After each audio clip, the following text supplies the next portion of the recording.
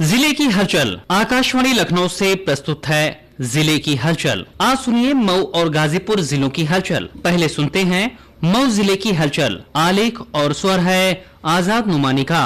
मऊ जिले में केंद्रीय बजट को लेकर जिले के प्रभारी मंत्री गिरीश चंद यादव ने प्रेस वार्ता की, जिसमें इस बजट को जिले और प्रदेश समेत देश के समग्र विकास के लिए ऐतिहासिक बताया। उन्होंने कहा कि यह बजट युवा शक्ति और विकसित भारत की मजबूत नींव रखता है, जिसमें किसानों, महिलाओं और मध्यम वर्ग का विशेष ध्यान रखा गया है। प्रेस वार्ता के दौरान प्रभारी मंत्री ने बताया कि बजट में उत्तर प्रदेश को परिवहन और बुनियादी ढांचे की बड़ी सौगात मिली है। उन्होंने कहा कि कृषि क्षेत्र में भारत विस्तार AI जैसे टूल से किसानों को फसल, मौसम और सरकारी योजनाओं की सटीक जानकारी मिलेगी। साथ ही डिजिटल पंजीकरण से सब्सिडी और ऋण वितरण पारदर्शी होगा। प्रभारी मंत्री ने कहा कि इस बजट के माध्यम से देश के गांव, नौजवान, किसान, गरीब, मध्यम सभी वर्गों को दृष्टि में रखते हुए कैसे उनका उन्नयन हो सकता है, कैसे उनका विकास हो सकता है, विकास की गति कैसे तीव्रता के साथ आगे बढ़ सकती है, उस दिशा में यह तैयार किया हुआ बजट है।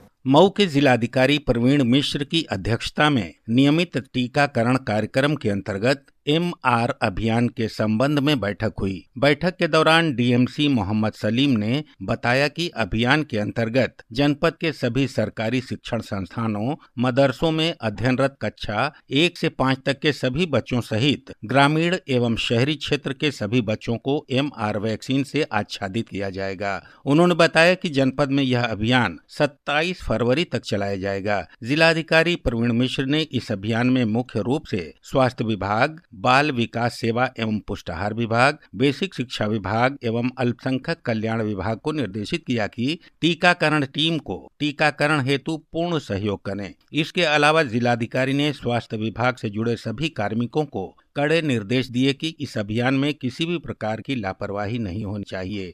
मऊ में प्रदेश सरकार के नगर विकास एवं ऊर्जा मंत्री A.K. शर्मा ने उसूरी कुटी मधुबन में संत शिरोमणि श्री रविदास जी की जयंती पखवाड़ा के उपलक्ष्य में आयोजित कार्यक्रम में सहभागिता की। अपने संबोधन में श्री शर्मा ने कहा कि संत शिरोमणि श्री रविदास जी अत्यंत विलक्षण संत थे, जिनके विचारों को पूरा देश नमन करता है। उन्होंने समाज में व्याप्त बड़े बड़े आडंबरों और अंधविश्वासों को नकारते हुए मानवता, समानता और आत्मशुद्धि का मार्ग दिखाया। मन चंगा तो कठौती में गंगा जैसे उनके विचार आज भी प्रत्येक व्यक्ति को आत्मचिंतन और सदाचार की प्रेरणा देते हैं। मंत्री श्री शर्मा ने कहा कि संत रविदास जी का यह संदेश था कि ईश्वर को खोजने के लिए कहीं बाहर जाने की आवश्यकता नहीं है, बल्कि ईश्वर हमारे भीतर ही विद्यमान है। श्री शर्मा ने बताया कि उसूरी कुटी के समग्र विकास के लिए वंदन योजना के अंतर्गत लगभग 2 करोड़ रुपए की लागत का प्रस्ताव शासन स्तर पर प्रक्रियाधीन है, जिसकी स्वीकृति शीघ्र प्राप्त हो जाएगी। इससे इस पावन स्थल का सौंदर्यीकरण,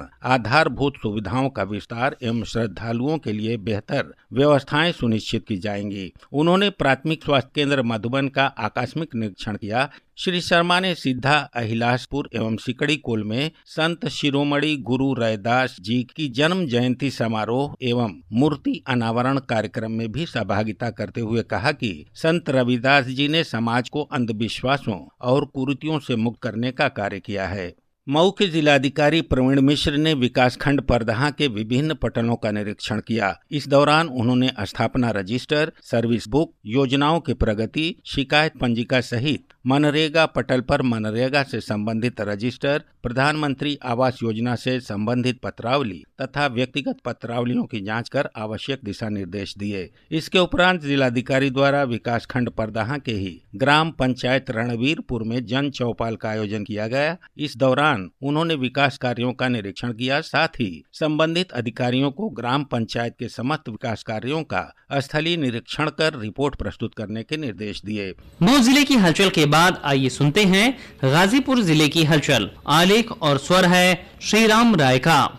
देवाधिदेव महादेव भोलेनाथ का परम पावन पर्व महाशिवरात्रि लहरी काशी गाजीपुर में बड़े ही आस्था एवं धूमधाम के साथ मनाया गया। गाजीपुर के बैजलपुर स्थित सिद्धपीठ सोमेश्वरनाथ धाम महादेव मंदिर, महार स्थित राजा दशरथ द्वारा स्थापित महार महादेव मंदिर एवं सैदपुर स्थित बिछुड़ननाथ महादेव मंदिर, जहां भगवान शिव से सती बिछुड़ी थीं, एवं अन्य प्रसिद्ध देवालयों में भी महाशिवरात्रि का पावन पर्व श्रद्धा पूर्वक संपन्न हुआ। इस अवसर पर विभिन्न स्थानों पर शिव बारात भी निकाली गई तथा आचार्य अभिषेक तिवारी के नेतृत्व में सिद्धपीठ सोमेश्वरनाथ धाम महादेव मंदिर में रात भर जागरण कर शिवार्चन एवं रुद्राभिषेक का कार्यक्रम चलता रहा। इस अवसर पर जिला प्रशासन द्वारा पर्याप्त महिला पुलिस बल एवं सुरक्षा के इंतजाम किए गए थे। गाजीपुर के बरहट गांव निवासी एवं भारतीय कृषि अनुसंधान परिषद के वरिष्ठ कृषि वैज्ञानिक डॉक्टर अशोक कुमार सिंह को भारत सरकार द्वारा बासमती चावल के नई खोज के लिए पद्मश्री सम्मान से सम्मानित किया गया। पद्मश्री प्राप्त होने के बाद गाजीपुर पहुंचे डॉक्टर अशोक कुमार सिंह ने कहा कि गृह जनपद गाजीपुर से हमारा सदैव जुड़ाव रहा है एवं गाजीपुर कृषि प्रधान जिला है। भारतीय कृषि अनुसंधान परिषद द्वारा चावल खासकर बासमती चावल की नई किस्म विकसित होने से भारत चावल के उत्पादन में न केवल आत्मनिर्भर हुआ है बल्कि बासमती चावल का निर्यात भी पूरी दुनिया में हो रहा है। डॉक्टर अशोक कुमार सिंह को पद्मश्री मिलने पर जनपद में खुशी का माहौल है। भारतीय जनता पार्टी के जिलाध्यक्ष ओम प्रकाश राय, पूर्व जिलाध्यक्ष भानु प्रताप सिंह, वरिष्ठ भाजपा नेता पीयूष राय, आनंद राय मुन्ना एवं अरविंद राय आदि ने उन्हें शुभकामनाएं दी। जनपद न्यायाधीश गाजीपुर धर्मेंद्र कुमार पांडे ने बताया कि आगामी 22 फरवरी को न्यायालय परिसर में मेगा कैंप का आयोजन किया जाएगा। इस कैंप के माध्यम से उत्तर प्रदेश एवं भारत सरकार के विभिन्न विभागों एवं मंत्रालयों के कैंप लगाए जाएंगे तथा चुनिंदा लाभार्थियों को प्रतीक के रूप में लाभान्वित भी किया जाएगा। इस मेगा कैंप का उद्देश्य यह है कि भारत सरकार एवं उत्तर प्रदेश सरकार की लोक कल्याणकारी योजनाओं से आम जन को अवगत कराया जा सके तथा उसके लाभ से हर व्यक्ति को लाभान्वित किया जा सके। उन्होंने जनपद वासियों से अपील की कि आगामी 22 फरवरी को न्यायालय परिसर में आयोजित मेगा कैंप में उपस्थित होकर विभिन्न योजनाओं से लाभान्वित हों। गाजीपुर के बिजली बिल राहत योजना में लापरवाही बरतने पर कड़ी कार्रवाई की गई है। अधीक्षण अभियंता विवेक खन्ना ने बताया कि इस कार्रवाई के तहत 4 अवर अभियंताओं का 1 साल के लिए इंक्रीमेंट रोक दिया गया है एवं 25 अन्य के खिलाफ भी कड़ी कार्रवाई की गई है। गाजीपुर जनपद में यूपी बोर्ड की परीक्षाएं प्रारंभ हो चुकी हैं। प्रशासनिक अफसर ने परीक्षा नियंत्रण कक्ष एवं अन्य विद्यालयों का दौरा भी कर लिया है। अपर जिलाधिकारी दिनेश कुमार ने बताया कि यूपी बोर्ड की परीक्षाएं 12 मार्च तक चलेंगी, जिसमें हाई स्कूल की परीक्षा के लिए कुल 67,000 परीक्षार्थी शामिल हो रहे हैं। वहीं इंटरमीडिएट की परीक्षा में 70,000 परीक्षार्थी शामिल होंगे। स्वच्छ एवं शुचितापूर्ण परीक्षा संपन्न कराने के लिए गाजीपुर जनपद में कुल 196 परीक्षा केंद्र बनाए गए हैं। गाजीपुर जनपद में हाई स्कूल एवं इंटरमीडिएट की परीक्षाओं को नकल विहीन तथा शुचितापूर्ण संपन्न कराने के लिए प्रशासन ने पूरी तैयारी कर ली है और उसी के अनुरूप परीक्षाएं कराई भी जा रही हैं। जनपद में 29 अति संवेदनशील और 63 संवेदनशील परीक्षा केंद्र बनाए गए हैं। सुरक्षा व्यवस्था के लिए 12 जोन, 8 सचल दल तथा 32 सेक्टर मजिस्ट्रेट में परीक्षा केंद्रों को विभाजित किया गया है। गाजीपुर जनपद में पिछले दिनों मुख्यमंत्री सामूहिक विवाह योजना का भी आयोजन किया गया, जिसमें 108 जोड़ों का सामूहिक विवाह वैदिक मंत्रोच्चारों के बीच संपन्न हुआ। गाजीपुर शहर के ITI मैदान में आयोजित सामूहिक विवाह योजना में हंसी खुशी के माहौल में 108 नवविवाहित जोड़े परिणय सूत्र में बंध गए। पूर्व में सामूहिक विवाह के लिए उत्तर प्रदेश सरकार द्वारा प्रति विवाह 51,000 रूपए का बजट था, जिसे अब बढ़ाकर पिछले सत्र से 1 लाख रूपए कर दिया गया है। जनपद गाजीपुर में इस योजना में कुल 788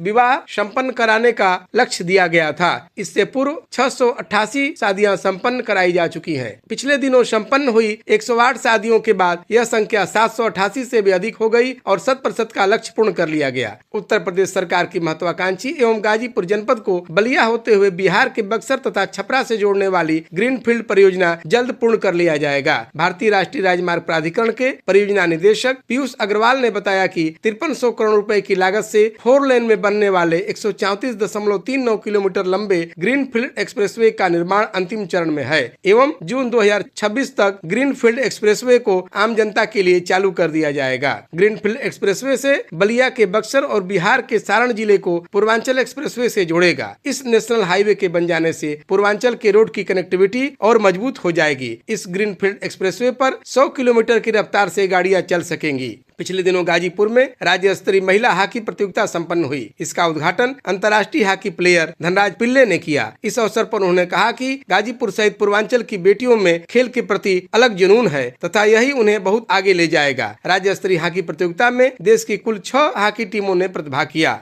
ये था आकाशवाणी लखनऊ के क्षेत्रीय समाचार एकांश द्वारा प्रस्तुत जिले की हलचल का आज का अंक।